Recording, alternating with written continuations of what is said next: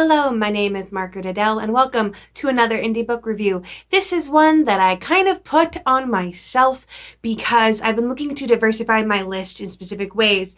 I've gotten really good at finding books that are queer and sexualities. I found some authors that create some fantastic FF romances. I've got some polyam romances, MM, cover the whole gambit, but in genderqueer books, I am lacking. So when I saw this author offering this book to a different booktuber for review, I was like, yeah. So I messaged that booktuber, because I know them, Brody and I are cool, and said, hey, are you okay if I low-key swing in here? And they were like, sure. So then I messaged the author, be like, hey, I'm not the booktuber you talked to, but I would still like to review. And he said yes. So today I am reviewing Genderqueer, A Story from a Different Closet by Allan D. Hunter. Now, real quick, a note on pronouns.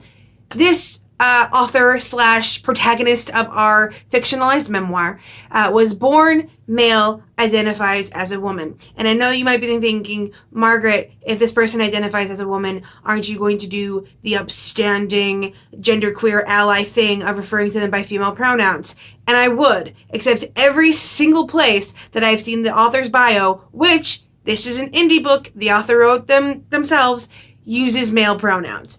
And I don't know if there's like pressure in there, but I'm going to continue with the public presentation the author has put forward and use masculine pronouns. And God forbid they're like, actually, I meant to change that. There's supposed to be feminine pronouns. I can re-film? Regardless, I was really intrigued by this. Like I mentioned before, this is a fictionalized memoir, so this is Allan Hunter's life, more or less, only our protagonist is called Derek. And they mentioned in the foreword that, like, certain people in the book actually represent, like, a couple different people put together. And, of course, all the names are fake and all of that. But for the most part, this is true to form. And the thing that really intrigued me about this one, that I was really interested in, is that this is basically about a person who was genderqueer before genderqueer was known to exist. He actually helped pioneer a lot of the thinking for this. And Allan D. Hunter refers to himself as a gender invert. This is actually kind of an outdated word that isn't used because it was created in the 19th century as a way to say that gay people are basically the opposite sex, and it's like, no, they're not. So people kind of threw it out, but the author wanted to kind of take it back and be like, it's a thing for me because I was born with this set, but I feel this way. And in general, I could get a lot into like discussion on genderqueer and my own thoughts about it, and I probably should go a little bit into my own thoughts about it just for reviewer bias, but I'm going to try to stick with the book itself as much as possible. It's actually fairly short with very simplistic writing style. It starts in the 60s, late 60s, goes up through the 70s, has a lot of hippie vibes. I especially loved when Derek was talking about all of his favorite music and stuff, because there's a lot of like Pink Floyd and Melanie on top of like classical music. It was really intriguing the way it was described. However, because it's from the 70s and it is faithfully recounting the experiences of someone growing up through the 60s and 70s with an alternative thought process, some of the words used are ones we would not dare deign to use in modern discourse today. Yes, a lot of homophobic slurs. Now, considering the fact that this is a fictionalized memoir of a real, authentic experience, I'm willing to just accept that as this was what the author actually experienced. But if you are sensitive to those kind of things like the F word, I would definitely suggest being careful going into it, especially during the chapters where part where Derek is going through his big hippie phase and hanging out with that kind of people. You think hippies would be chill about that. But he talks a lot about how a lot of people mistook him as gay for most of his life, but he definitely loves women. And that part got awkward. Now, I don't mean to say, like, how can he be attracted to women if he identifies as one? I'm bi, queer women exist. That's not the thing. The thing is that at certain times, it got uncomfortable and creepy, even at certain points, the way Derek talks about the girls that he wants to have sex with. And yes, it's always talked about how, yes, he also wants to have a connection. He also wants to have this. But then there's this whole bit where I don't understand why I have to have a relationship before I have to have sex. Why are girls asking that of me? And I was like, that's, yeah, some people genuinely want the relationship before the sex. That's completely normal. Or at other times it'd be like, I'm so nice. Why don't I have girls around me?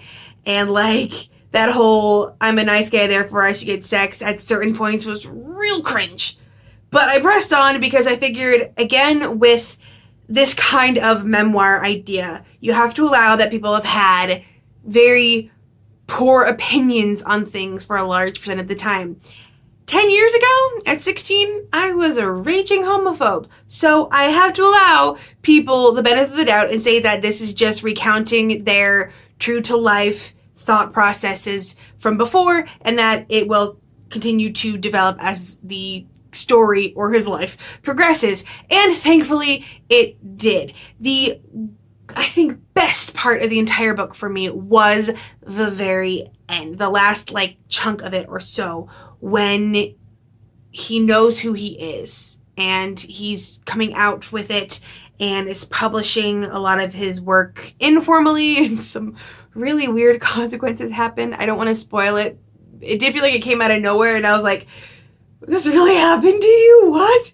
But once that happens, the creepiness factor goes away entirely, and it's much more, feels grounded, where in a lot of the book before that had been a case of, this isn't who I am, I'm not like these people, and it almost came across like I'm not like other boys.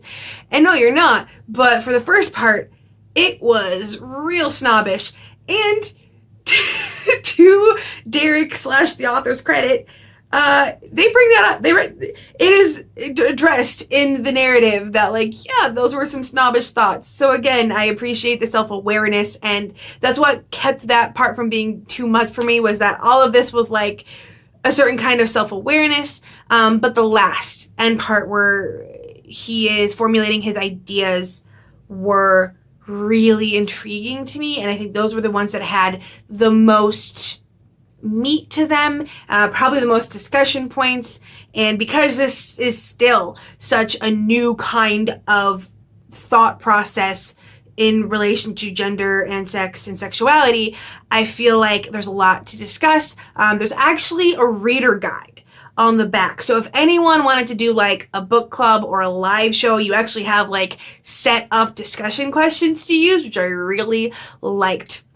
Now, a big factor of this book is, this is not Genderqueer 101. This is not, here's an in-depth explanation of it and its history.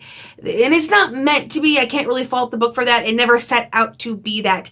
And the author has actually written some other professional academic stuff that was groundbreaking and helping revolutionize the way we think about those things. So that was the 101 stuff. This is essentially supposed to be the book that the author wanted to see in his own life, that Allan D. Hunter wished he'd had when he was thinking all these things. So this is 100% meant to be for someone who's already having these thoughts, who's already looking into this, who's already having these feelings. This is not a book that you can come at from a total outsider perspective, knowing nothing, and get it. Now, I've been slowly looking into genderqueer stuff for a while. I have some NB friends.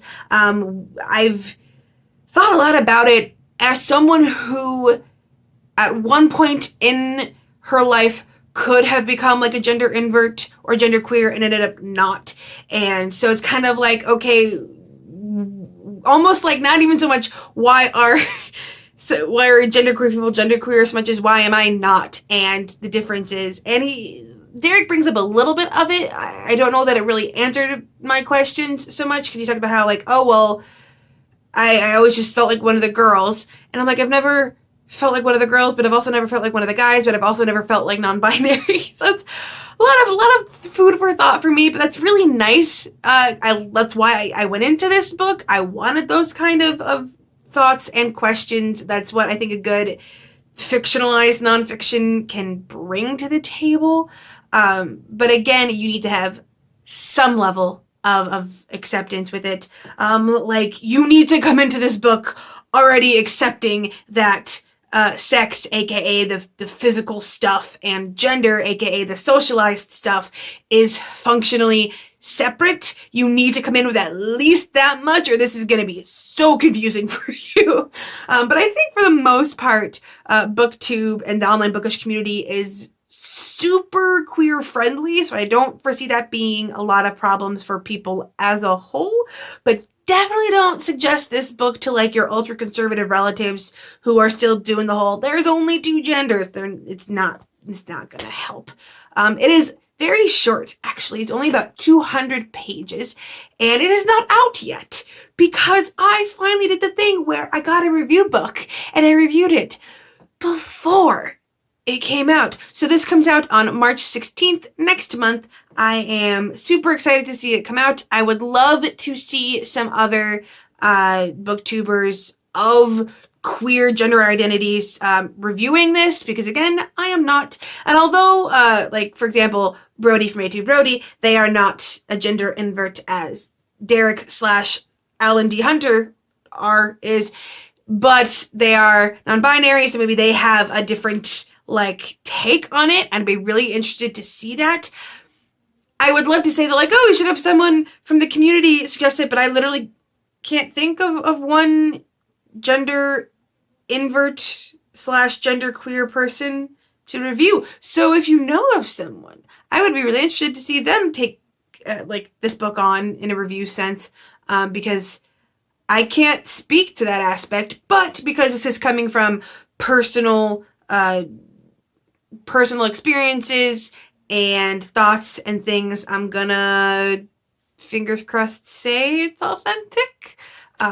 But I am really happy that I read this. It was really intriguing. I think I do need to find a nonfiction book that's like just an in-depth academic look at gender queerness and differing gender identities, which I might need to look up some of Allan D Hunter's work, because apparently that's been fantastic.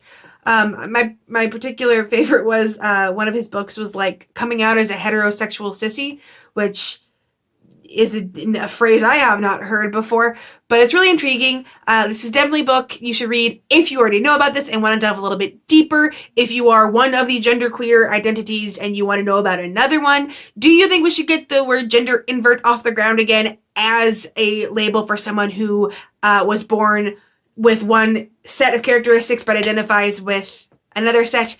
Please let me know. I'd be really interested to hear that. And unfortunately, I am so close to review requests. I did myself dirty and took on way too many because I'm really looking forward to diversifying my list. But regardless, I will open up as soon as I can. And with nothing else to say, I hope you have a wonderful day and a marvelous tomorrow.